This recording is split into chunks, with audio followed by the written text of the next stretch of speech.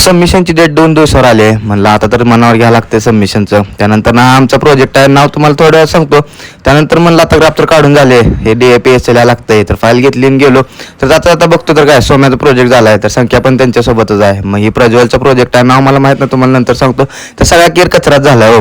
त्यानंतर निरंजनचा प्रोजेक्ट आहे, तर काय तर गाडी गेल्यावर ऑटोमॅटिक लाईट लागते वाटतं. पटकन कसा ऍक्सिडेंट व्हावा यासाठी आम्ही हे प्रोजेक्ट केला.